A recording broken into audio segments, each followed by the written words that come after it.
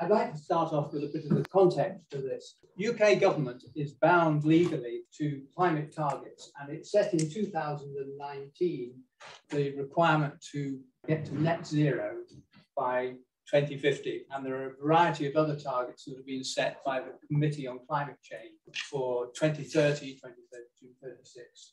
Since 2019, the government has issued 3 papers at least, running to some 450 pages. And these documents are quite impressive, 10-point plan and so on, but they are very high on aspiration.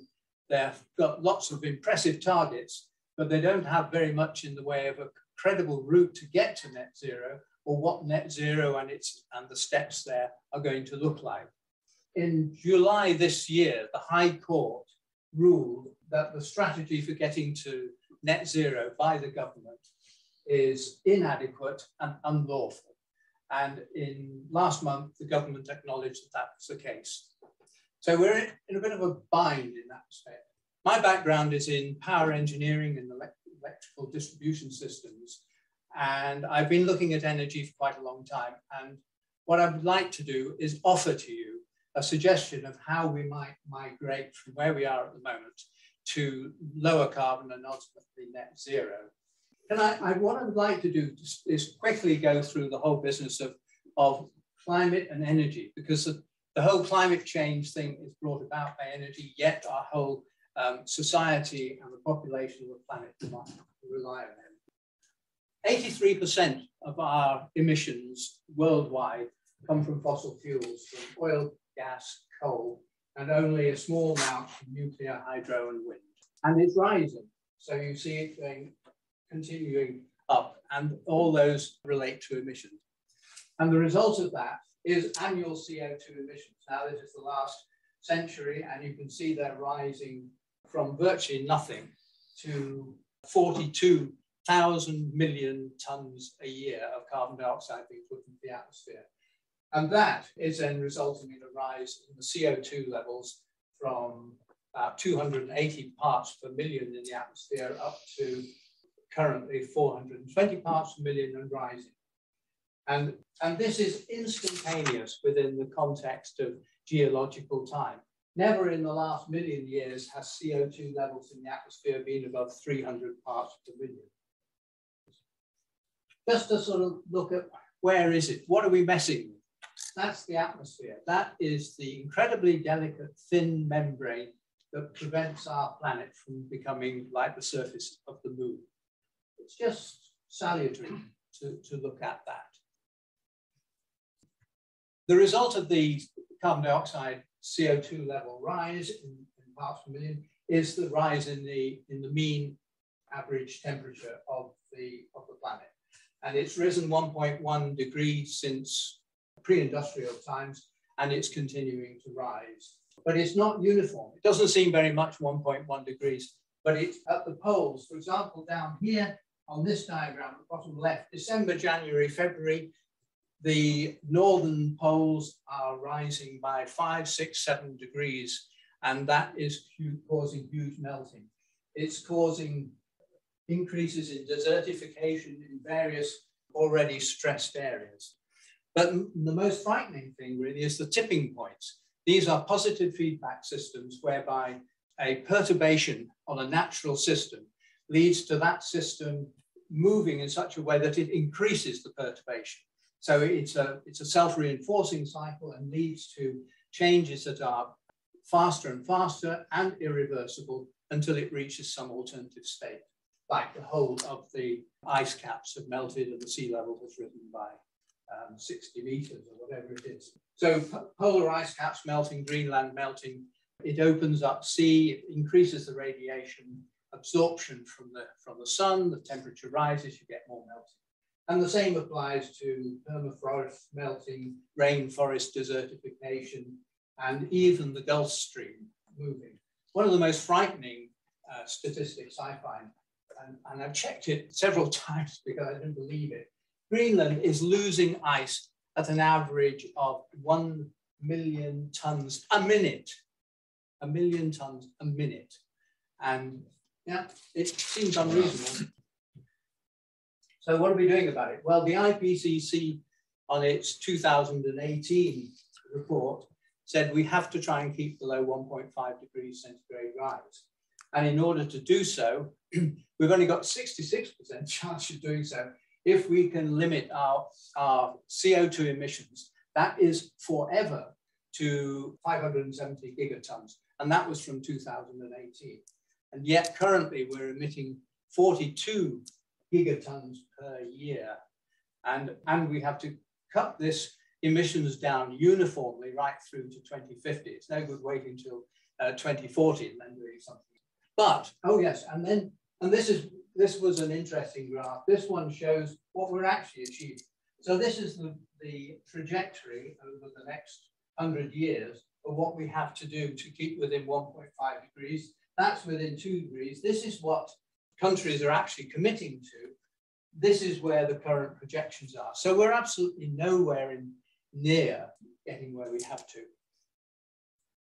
But the reason we've got in this mess is because we've had very large quantities of low-cost energy available, and that's allowed us as a species to multiply. I think it was last Tuesday, was it? We were 8 billion or something? And 2.5 when I was born. 2.5, was it really? And it's allowed us to have an increasing standard of living, so-called, or standard of consumption. And that profligate, buy it, throw away, get another one, scrap it, and even recycling is just becoming untenable. But it's all being powered by excess energy. But we can't switch it off. We're now 8 billion people, and we can't change the standard of living beyond a certain point without the whole system falling apart. So we still need energy. We need it for heating, cooling, cooking, everything, including creating the new infrastructure for a low carbon world that we have to get to. So now I'd like to look at UK energy. And the start point for that is information provided by BEIS, the government, in their so-called Duke's statistical table, and next please, and a very interesting diagram that comes out each year, which is an energy flow diagram. Now, I'm not going to go, I'm not going to go through all that in detail, but I've got a simpler one coming up next. What I would like to point out to you is the principle of this diagram. It's really worth getting hold of this one and looking at it if you're interested in such things. The thickness of the line represents the energy flow. Energy is, in terms of fuel, is coming in at the left-hand side, and the consumption of where it's going is on the right-hand side there. And just at this level, because it's the government's official figures, I'd like to draw your attention. This is oil and its derivative products, petrol, diesel, kerosene. This is natural gas. And you see the size of those. This is wind and solar, the bright pink, the bright red one here. This is nuclear, the pink one, and that's biofuel, of which a large proportion is actually being shipped across from North America and fed into Drax Power Station in an entirely sustainable, unaccountable manner. So now, just a simpler version to work on. Oil, petrol, diesel, and the rest of it, mainly used in transport, also used for heating. Gas, the majority is again used for space heating, domestic, commercial, but quite a lot of it is fed into electricity generation, combined cycle gas steam turbine plants.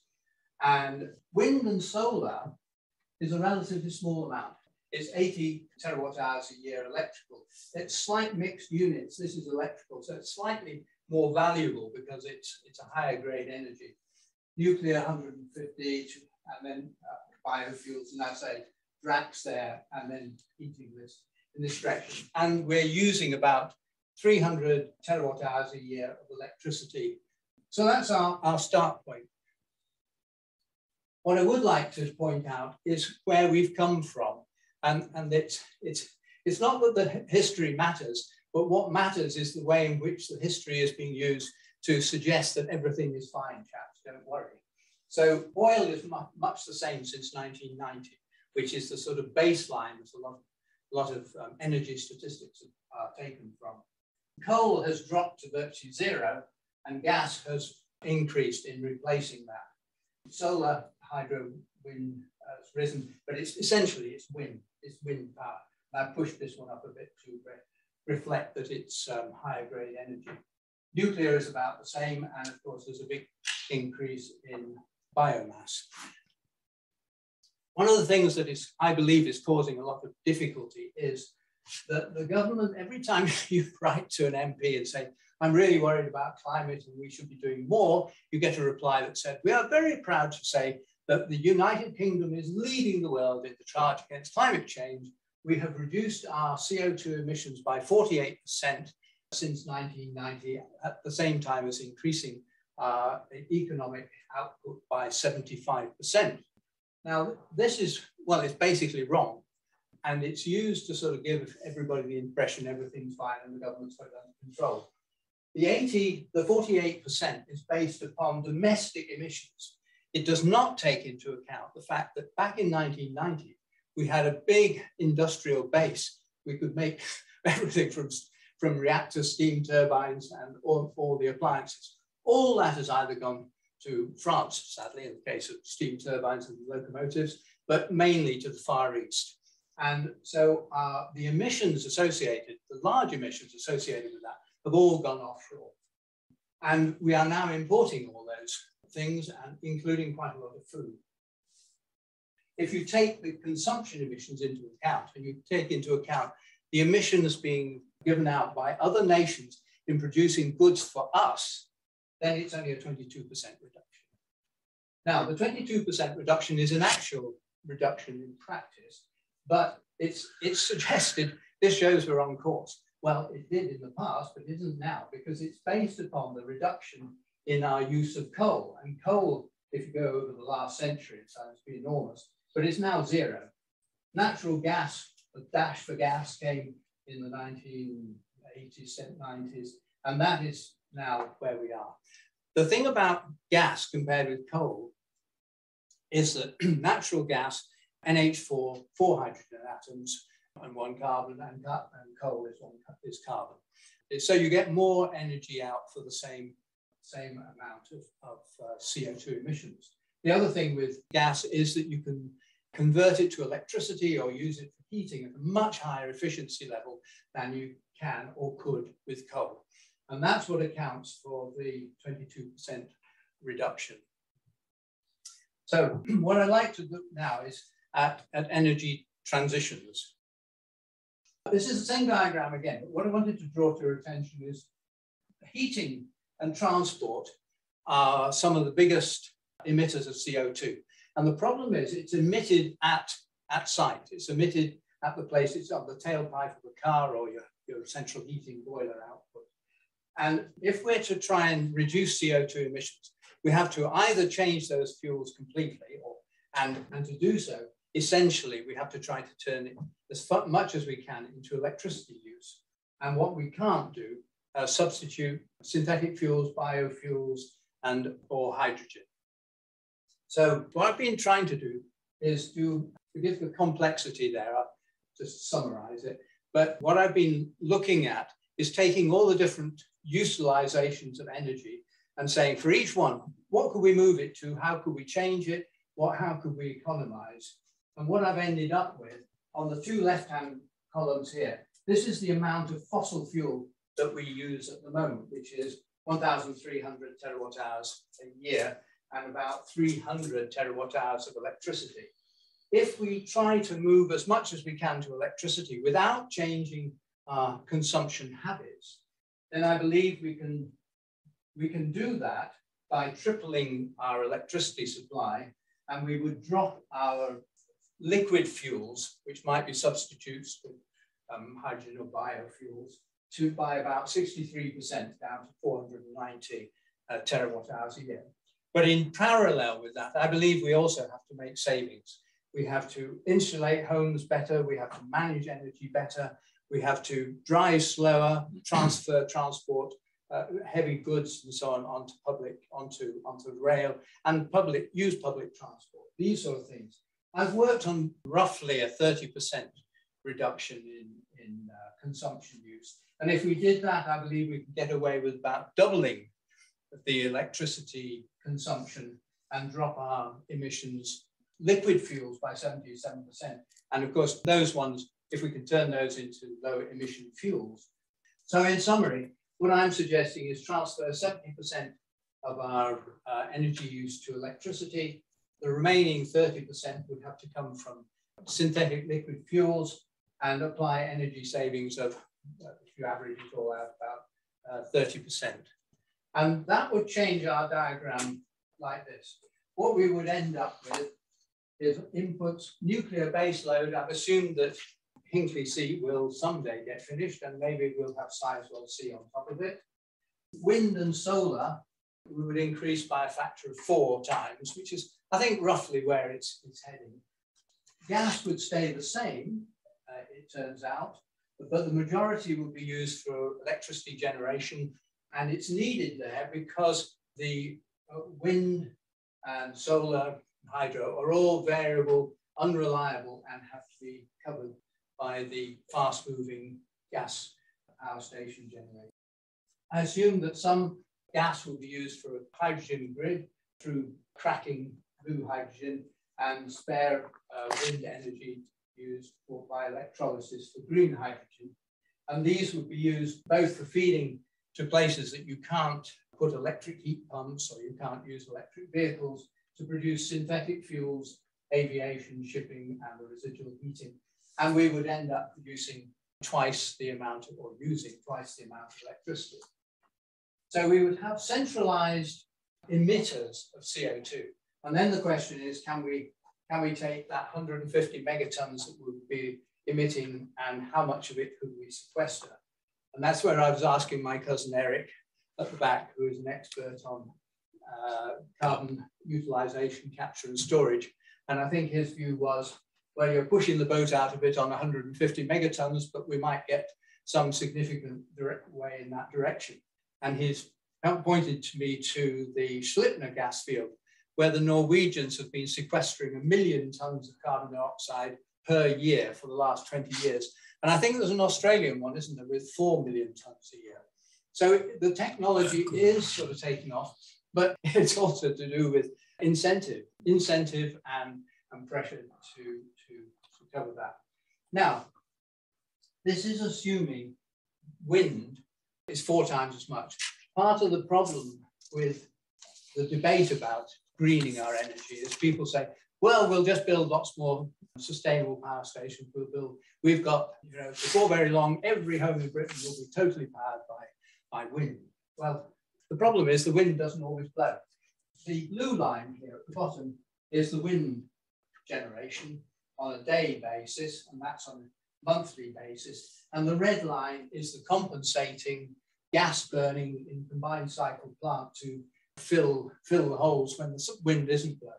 And you can see that this was just happened to take it in May, April, May, a couple of weeks with very little wind. And if you look at here, there's June, July, September, no wind, but also in December, there's quite long periods, certainly hours, days, weeks, sometimes even months with no wind. And we have to do something about that. We have to sort of understand all the time when you have electricity, the generation must exactly match the consumption. We switch on a light switch, a generator somewhere has to produce a little more electricity. There is no energy storage in the grid. The only way we can store electrical energy is converting it to something else, store it, bring it, and convert it back again. So hydro, yeah, it's very useful, but it's only a matter of hours and only part of the grid consumption anyway. Batteries, even if you strap all these electric cars together, 1 million electric cars, if you could even connect them all and allow the owners to put it all in, it only takes you for half an hour on the grid. Synthetic fuels, yes, but we should be using them for transport, and hydrogen, yes, but how do we store it? You can't liquefy it, you have to compress it. So if you take your excess solar wind and you convert it to hydrogen through electrolysis, for example, you end up with 75 units from 100 of heat energy in that hydrogen. You put it through some sort of gas storage like giant salt mines, and you compress it all down there, you decompress it, and you bring it back, and it's 65 units of heat, convert it to electricity, and you come out with 33 units of electricity. So your round the loop efficiency is just 33%. It's obvious that we need something more reliable and we need more. So what I'm looking now at is what's the next step? How do you get rid of the need for gas? So what I'm assuming in the longer term is, yes, we've already increased our wind capacity by 4 times. We've doubled the conventional generation 3 nuclear capacity. We're using smart grid, that is demand side management, as much as possible to even things out. But my personal belief, and it's controversial in a way, I believe the only way we're going to go forward, and it will be forced upon us, is small modular reactors. And these things have to be intrinsically safe. They can't rely on complex safety systems and control systems. They have to be factory built so they can be mass produced. Fast breeder type, which means that they work with fast neutrons and they can use a much wider variety of fuels. Waste consuming, so they take the previous generation's nuclear waste and reutilize that, because the previous generation only burns up a very small proportion of the energy there. Hopefully combined heat and power, so you can use it for district heating, because it will be intrinsically safe, and you can therefore put it into urban areas, and some of them hydrogen producing. So this is my vision for the future. So as before, you've got your 3rd generation, 300 terawatts hours a year from conventional nuclear, you've got the wind. But down here, I'm suggesting you have a whole rollout distributed across the country at load centers of small modular reactors. And I just did one calculation, said if they were working at 40% load factor, that is, if you go up and down in order to compensate for wind and for changing load requirements in winter and summer, then you'd need 200 reactors at 250 megawatts each at 40% load factor. And you'd dot them right across the country. They would be in urban areas, produce local hydrogen supply, and local electricity generation would go into the grid, but the waste heat, waste thermodynamic heat that comes from it, could be used for district heating schemes. They're small enough that they can be used for ships propulsion, and they would also be located where you have high energy use industry. And one of the things I've done in trying to make assumptions on how much energy we need, I've assumed that we're actually increasing quite considerably our industrial base. We're onshoring quite a lot of what we do and reducing the level of dependence externally and our own dependence on imported goods. So that vision depends on nuclear. And so I'd like to just say a few words about nuclear power. Just quickly, the advanced gas cooled reactors is what we've centered on in this country.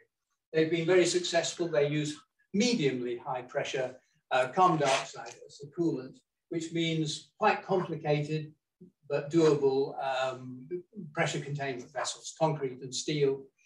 And they've been very effective. 45 years they've been running, and they're gradually coming to the end of their lives.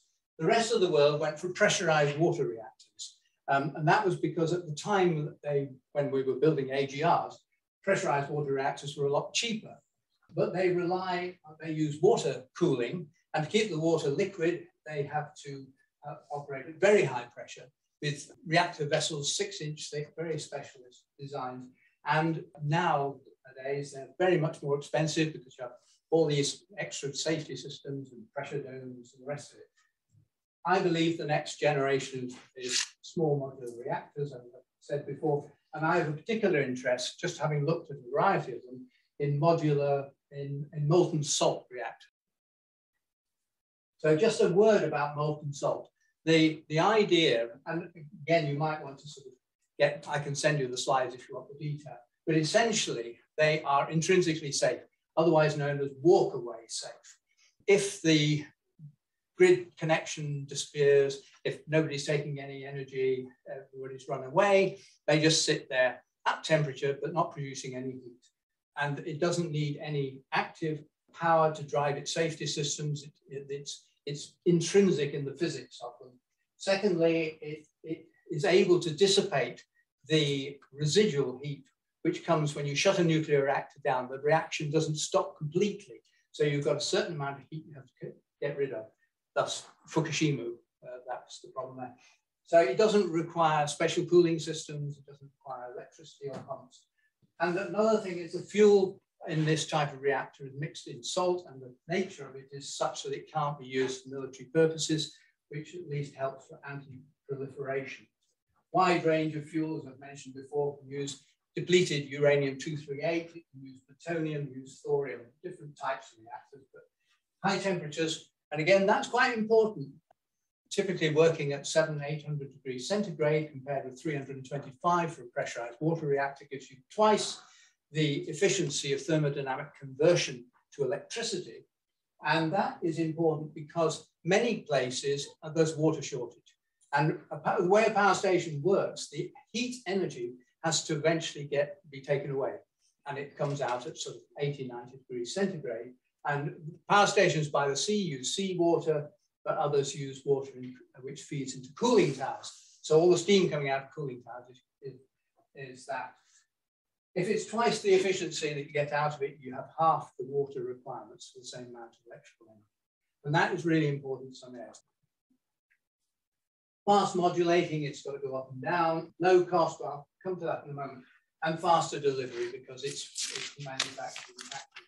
And my view is, this is where the shipbuilding industry and the oil and gas industry can come in, because these things operate at atmospheric pressure because the liquid salt stays liquid right through to 1400 degrees centigrade. So it doesn't require high pressure. It doesn't require huge containment domes. It's using straightforward piping, pressure vessels, pumps, which is the bread and butter of the shipbuilding and the oil and gas industry. And that's where I believe they have to go. But the problem is licensing, because it's nuclear and that's a long process. But again, we managed to turn vaccine licensing around to a few months from several years, and we'll probably have to do the same with this. Cost. This was produced by Moltex, which is a manufacturer, designer of molten salt reactors. From 1970 through to now, PWRs pre-Chernobyl were relatively cheap. This is levelized to, I think it's 2014 prices. It's the overnight capital cost. And a Chernobyl accident was there, but already safety requirements were rising. Fukushima accident there. And that's the sort of price per kilowatt hour for capital cost for Hinkley C. What they're saying is that they can come in at this sort of level. These are two different. One of them is actually a large turbine on a small reactor, which, because it gives you greater efficiency and lower risk, and it's quite an ingenious design. The other thing that upsets people or worries them very much, quite reasonably, is nuclear waste. But most of the waste that is in Sellafield, and Sellafield is military nuclear waste, much of which has been extremely badly managed. Modern reactors, the waste is kept, well, first of all, far less of it, and it's kept on site, and it's priced in, and it's all designed in from the outset, along with the decommissioning costs. Sellafield site itself is 260 hectares, which I find it's not very much. It's double the size of the average farm where I come from. It's tiny. And the material is contained there. We know where it is. And you have to take this as a risk analysis. What are the risks we're facing? So the risks from nuclear waste are ionizing radiation, alpha, beta, gamma particles, neutrons, which we've been living with for the last million years ever since we evolved. In comparison, we're putting out 40 gigatons a year of carbon dioxide, 500 megatons a year of methane into the atmosphere, 300 megatons a year of plastic, and so on. And we're also facing an existential threat through climate change. So you weigh one against the other, and to my mind, it's a no-brainer. This, I thought, was an interesting slide. This is to produce our world in data. This is the number of deaths per unit of terawatt hour of energy produced. So the thin line there is nuclear, and that's biomass, natural oil, gas. It's 100 times more dangerous, the number of people killed as a result of it. And incidentally, this one is the greenhouse gas emissions over the lifetime of the plant per gigawatt hour produced. And again, it's way down 3 tons. And interestingly, it's actually less than you get from wind turbines and even less than you get from solar. So notwithstanding all the things about high capital costs of nuclear plant, it's not all that bad. So finally, my view is decarbonisation can be done. It needs vision. It needs a picture. People need something to look at and say, yes, that's where we can get to, and I'm prepared to sort of go and work to try and get it there. It needs courage, commitment, and but above all, it does require the government to tell the truth, where we are and what we haven't done, rather than keep spinning the story about 48% reduction, don't worry.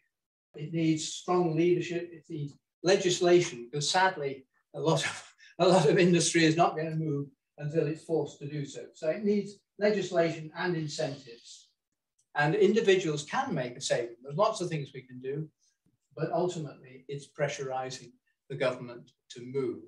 And on the personal front, one of the things that I find is very interesting, I didn't mention here, is TECs, tradable energy quotas, where everybody is issued with a certain quota of energy and they can trade them, and it will start to put a much stronger pressure in for people to economize and to work out how to go forward. TECs, I think, is an interesting thing. And then people changing their diet, changing their travel patterns and things like that.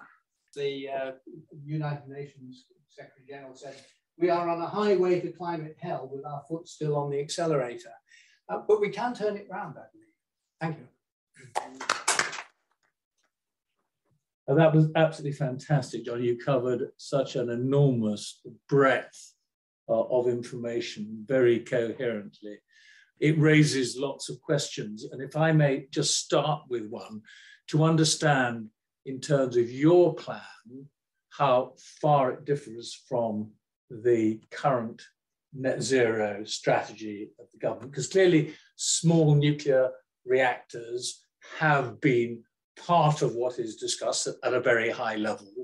What you're talking, but it also talks about all the other things you mentioned, CCUS, hydrogen, wind power, solar, and so on. How big a shift are you looking at in what you're proposing? The true answer is, I don't know. What the government papers say is that we look to do this, we're looking to invest in this, and then it's got sort of pictures of people enjoying this, whatever it is. Yeah. But it hasn't got, as far as I've found, any plan that says, by such and such a date, we are going to produce that many terawatt hours per year from this, and we're going to move that to there and that. Yeah. And so it's not that I'm completely dissing the government's plans, it's that it has to be much more specific, and it has to give industry and commerce a clear steer of where we have to go to. Where are we going to put our money? There's lots of money out there looking for sustainable places to invest.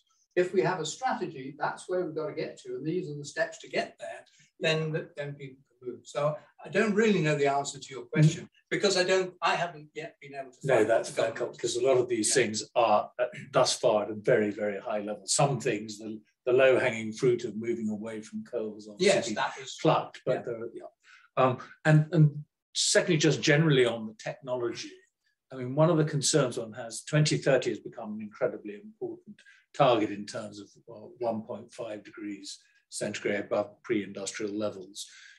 And all of these proposals, but particularly in relation to nuclear, there's a lot of new technology.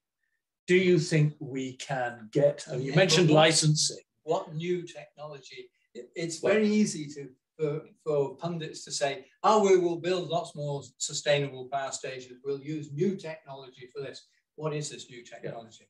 You really have to go back to the fundamental physics. Say, what energy resources do we have? Well, we can burn fuels by oxidization, or we can use nuclear, and we can harness the secondary things like wind or wave or tidal and so on. But it's a pretty limited range. And you have to really get down to the science of it and say, what possibilities have we got? And my view is you're just out of the league other than in nuclear, because we don't have very long. I mean, it's a moment in time, and we've got to get this fixed. People talk about tidal, and there's these tidal race turbines up in the, where is it? Yes. the Pentland fir. And they're lovely and they're wonderfully impressive, and they're all of 1.5 megawatts or something with a 20% load factor. And, you know, and everybody runs wild about it, but it's not getting us anywhere. Tidal barrages, yeah, but how much energy are you putting in to put the barrage? And yes, huge quantity of water. It's only going up and down that much compared with what. But do you think these small modular reactors can be brought online and financed, which requires people to feel comfortable about the technology, fast enough to deliver? Yes, I think so. But again, it comes down to whether we have. It's a hackneyed thing. You know, we're in a wartime situation insofar as we've got a climate crisis rolling up to us with tipping points about to fall over. We have to do something. Yeah. And if we really wanted to go ahead, and if not just me, but the powers that be and all the other pundits said, yes, that's the way we have to go, I believe we can get there in 10 years. Lovely. Listen, I'm going to throw it open to the audience for questions.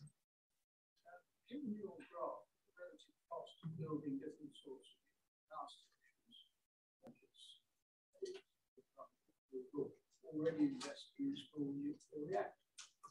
I think they are a bit, but they're terrified of two things. One, the general public fear of nuclear. The word nuclear frightens. And it's not unreasonable. I mean, nuclear is, in most people's minds, a nuclear bomb. The understanding of why a nuclear power station is nothing like and can never be a nuclear bomb is too detailed for people. So that's one thing. But the other thing is Angela Merkel. The German nuclear program was all being built up. And then Angela Merkel, when was it, in 2000 or so, made an alliance with the Green Party on the basis, we'll stay in power, but I agree to shut down all nuclear. So suddenly, you have this immense stranded assets. There are lots of companies who had invested in nuclear, and all the cost is up front in building, it's the capital cost. Yeah. And suddenly they were left with a whole lot of nuclear power stations. They're just about to start them up, and they said, no, not allowed anymore.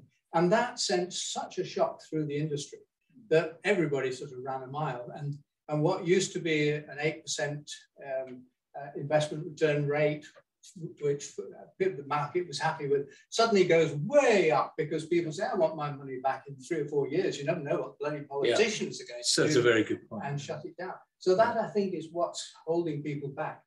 Modular reactors are potentially much, much cheaper. They're a much simpler technology. And the investment, I think, is much less. So Hinkley C is some phenomenal cost, because you're building a power station of 3.2 gigawatts.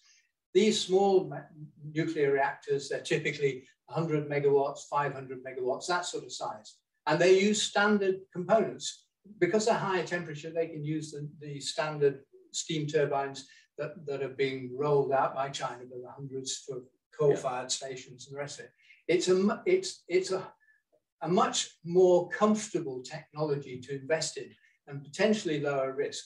Yes, with the salt pool, the problem is actually corrosion of pipes, but I think I'm led to believe that there are workable solutions for the... but you can create, you think, a competitive market, which is what's been absent before. Yeah. So thank you, that was a really interesting talk. Going back to the question of safety, you said that these sorts of nuclear reactors are nothing like this. People don't understand that. The explanation for why that is. Well, for me, that's absolutely critical.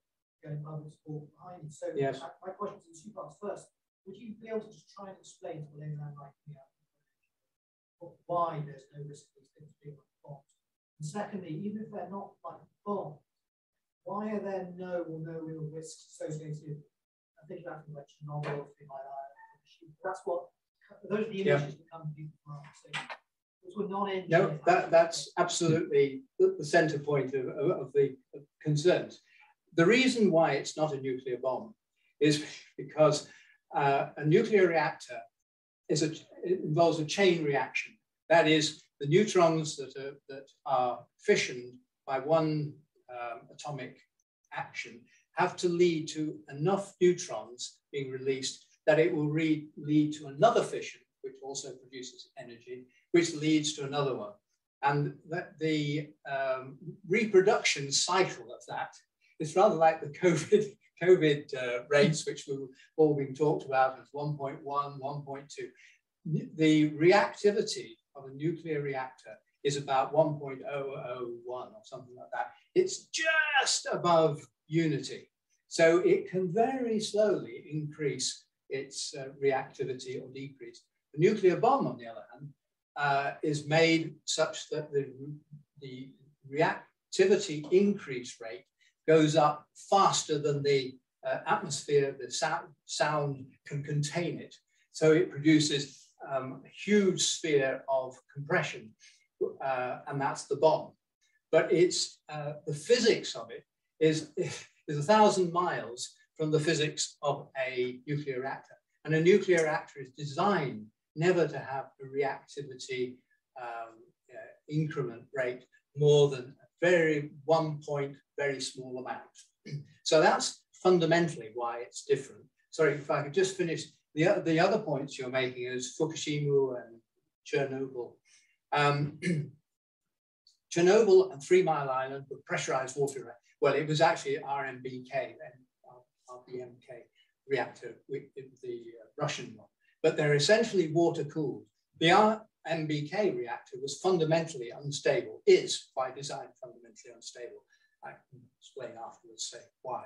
But anyway, that was grossly mishandled by a bunch of engineers who knew nothing about nuclear, who came from Moscow with authority to go and fuff around with it. And it ended up with the containment being burst in a steam explosion. It wasn't a nuclear explosion, it was a steam explosion. But it led to a fire in the graphite moderator, which then melted fuel, and lots of radioactive material was spread into the atmosphere. It was terrible. Since then, of course, all the PWRs, which is why the cost has gone up, have now got to have huge pressure domes over the top of the pressure vessel, so that even if the pressure vessel burst or the heat exchangers or pressurizer burst, the steam could still be contained within this reinforced dome over the top. Modular reactors, salt-cooled modular reactors, work at atmospheric pressure. Because the coolant and the fuel is mixed, because the coolant does not evaporate until 1400 degrees centigrade or something like that, they don't need to be pressurized. So you have much simpler controls. John, they also, yes. I'm conscious that there are other sides. I think we should have that last question, and then we should let them in 2 minutes.